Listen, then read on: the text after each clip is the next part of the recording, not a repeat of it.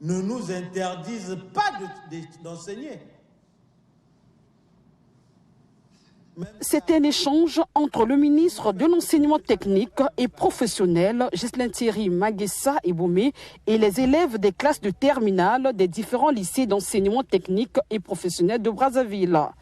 La rencontre a pris l'allure d'un procès. Monsieur, c'est dur, hein? Avec ma courte taille là, quand je marche, les gens me demandent « Oh, toi tu es sœur de Théophile Mbemba ?» Je dis « Non, regardez bien mon macaron, je suis au lycée. » Donc, avec ma taille, les gens me disent non, parce que je sors d'un CET, que forcément, je peux être en 4e, 3e.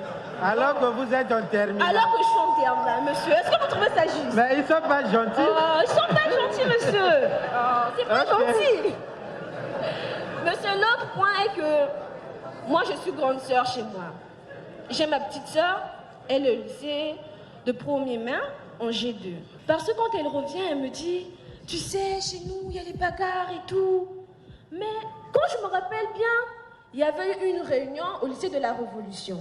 On a parlé de la délinquance juvénile. On a pris des décisions. On ne faisait que lancer les décisions.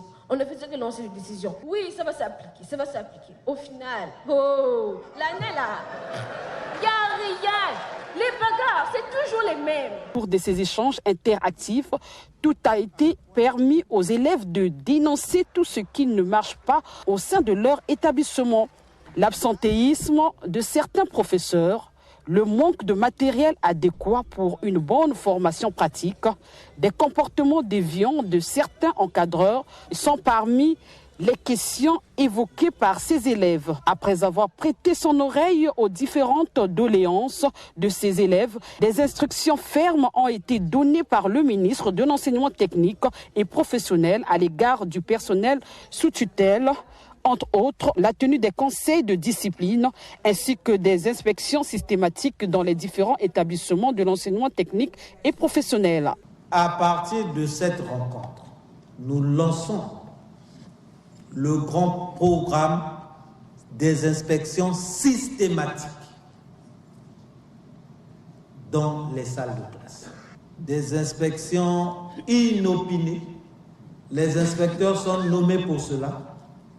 Il ne s'agit pas d'envoyer au chef d'établissement les programmes d'inspection, mais il s'agit d'aller constater sur le terrain